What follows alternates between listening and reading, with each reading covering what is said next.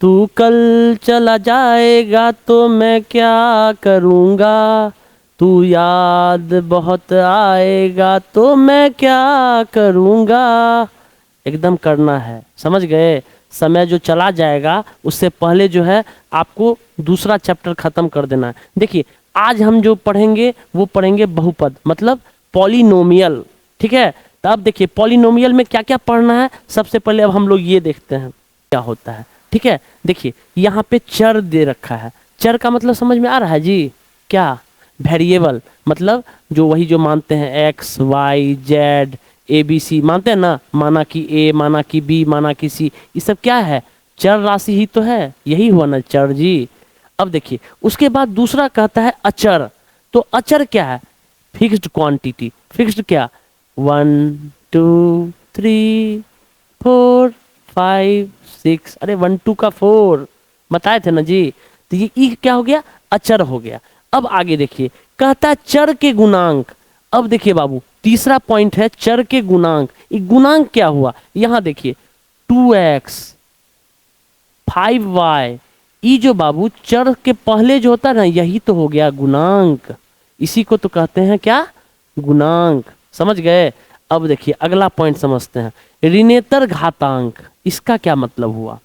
ऋणेतर का मतलब ऋण से अलग, मतलब कि घातांक जो होना चाहिए वो हमेशा क्या होना चाहिए बाबू?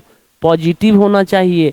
अगर निगेटिव घातांक हो गया तो पॉलिनोमियल होगा ही नहीं। समझ में आ रहा है? नहीं आ रहा है तो कमेंट कीजिए, हम और अच्छे से एलिब्रेट करके आपको समझाएंगे। चलिए आगे बढ़ते हैं। तो ई तो समझ गए कि बहुपद क्या होता है। तो अब जो है हम लोग ये पढ़ेंगे बहुपद के प्रकार। यहाँ देखिए बहुपद का कुछ एग्जाम्पल्स दे रखा है, ठीक है ना। तो यही सब जो है ये क्या हुआ जी? बहुपद ही तो हुआ, ठीक है। X square plus 2x plus 1। अब यहाँ देखिए यहाँ पे क्या है? चर राशि है, ठीक है। चर है। यहाँ देखिए अच्छा यहाँ भी चर है। चर के आगे देखिए गुणांक भी है, देख रहे हैं ना। सारा कुछ देखिए एकदम समझते जाइए। और यहाँ देखिए अचर भी है मतलब फिक्स्ड भी है। तो यही का जोड़ घटाव कुछ हो जाए उसी को हम क्या कहते हैं? बहुपद कहते हैं। समझ में आ रहा है? घात का मतलब क्या होता है जी? पावर, ठीक है। अब देखिए पावर किसको कहते हैं थोड़ा सा वो भी समझ लीजिए। देखिए जैसे कि एक्स है उस पे बोलते हैं ना एक्स स्क्वायर, ठीक है। वाई क्यू, ठीक है। ए पे पावर 4, अरे यही तो हुआ घात। ये क्या हो गया? घात। इसी को अंग्रेजी में हम लोग क्या बोल देते हैं जी? पावर, ठीक है।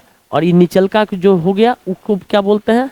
आधार, यानी कि बेस, ठीक है। समझ में कोई दिक्कत भी है? अगर दिक्कत है तो खटाखट कमेंट मारिए और खटाखट आप लोग पूछते जाइए, ठीक है। तो ये हो गया। अब देखिए घात को जो है यहाँ डिग्री भी कहा गया है। बहुपद के कितने प्रकार होते हैं सबसे पहले हम लोग वो देखेंगे। देखिए यहाँ पे पहला प्रकार क्या दे दिया? रैखिक बहुपद। देखिए घात 1 के बहुपद को रैखिक बहुपद कहते हैं। क्या होना चाहिए? उसका जो घात होना चाहिए मतलब कि पावर जो होना चाहिए वो क्या होना चाहिए बाबू? 1 होना चाहिए। वही जो होता है वो कौन सा होता है? रैखिक बहुपद होता है। आपको याद रखना चाहिए कि जो पावर होगा वो माइनस में नहीं होना चाहिए। अगर जैसे ही माइनस में हुआ तो क्या होगा? पॉलिनोमियल मतलब बहुपद होगा ही नहीं, ठीक है। तो अब देखिए यहाँ पे एग्जाम्पल्स भी दे रखा है 2x माइनस 3, ठीक है। यहाँ देखिए √3x प्लस 5 y प्लस √2, ये सब क्या है? रैखिक बहुपद का ही तो एग्जाम्पल है, ठीक है। चलिए इसके बाद जो है हम अगला देखते हैं। द्विघात का मतलब देखिए नाम में ही सब कुछ छिपा हुआ है। द्वि का मतलब क्या होता है? 2, मतलब जिसका घात क्या हो? 2 हो, वही तो हुआ द्विघात बहुपद। अब बहुपद का तो हम बता ही दिए कि जिसमें बहुत सारा पद रहे। सिंपल फॉर्म में समझिए, बहुपद का डेफिनेशन क्या हुआ? जिसमें बहुत सारा पद रहे वही क्या हो गया? बहुपद। अब आइए द्विघात का मतलब मैंने पहले ही बता दिया, जिसका घात 2 हो। तो यहाँ देखिए 2x square plus 3x minus 2/5। यहाँ देखिए घात 2 है ना जी, तो घात 2 जैसे हुआ यही तो द्विघात बहुपद हो गया। समझ गए? समझ में कोई दिक्कत भी है? अब आगे वाई स्क्वायर माइनस 2। देखिए हमको पद से मतलब नहीं है कि पद इसमें कितना है, हमको क्या मतलब है? घात से मतलब है, अगर घात 2 आ रहा है मतलब क्या हो गया, द्विघात बहुपद हो गया। चलिए इसी के साथ हम लोग आगे बढ़ते हैं।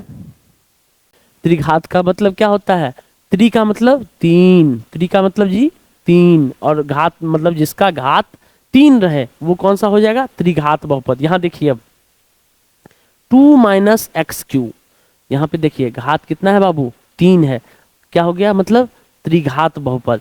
आगे बढ़िए, एक्स क्यू घात कितना है, 3 है, मतलब त्रिघात बहुपद। यहाँ देखिए x Q minus x square plus 3, हमको आगे वाले से मतलब नहीं है, हमको बस क्या चाहिए कि घात एटलीस्ट उसमें 3 होना चाहिए, समझ गए, अधिक से अधिक। ठीक है, अगर मान लीजिए कि यहीं पर जो है हो जाए x4 प्लस एक्स क्यू, तो ये जो है त्रिघात बहुपद नहीं होगा, समझ गए।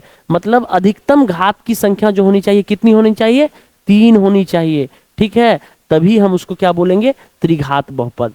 ठीक है, किस देखिए हमने आपको लास्ट टाइम भी बताया कि नाम क्या क्या होता है, ठीक है, उसी को यहाँ पे अंग्रेजी में बताया गया है। आइए देखते हैं। ये एक आपको पॉलिनोमियल है, ठीक है, मतलब बहुपद है, तो है क्या क्या, 5x² प्लस 2y माइनस 7। अब देखिए मैंने आपको बताया था ये क्या हो गया, कॉफिशिएंट, जिसको कि हम लोग क्या बोलते हैं, गुणांक। क्या बोलते हैं जी, गुणांक, इसी को ना बोलते हैं जी, कॉफिशिएंट को गुणांक बोलते हैं। यहाँ देखिए एक्सपोनेंट, एक्सपोनेंट को ही ना हम लोग बोलते हैं जी घात। है देखिए, हिंदी सीखिए, ठीक है ना, हिंदी सीखिएगा तभी कुछ होगा, अंग बिलायती बोल नहीं बोलिए, ठीक है। आगे देखिए ई प्लस, प्लस का तो मान लीजिए वो चिन्ह जो है प्लस माइनस फलना चिल्ला जो रहे उससे कोई बहस नहीं है। अब यहाँ पे आ जाइए, ई भी क्या हो गया, कॉफिशिएंट ही तो हो गया, y क्या हो गया, वेरिएबल हो गया। अब देखिए 7 हम तभी ही बोले थे कांस्टेंट, मतलब क्या हो गया ये जी, अचर, जिसको हम लोग तभी क्या बोले थे, फिक्स्ड। ठीक है, वही ना कांस्टेंट हुआ, अरे कांस्टेंटे को ना हम लोग बोलते हैं अचर। ठीक है, समझ में आ गया।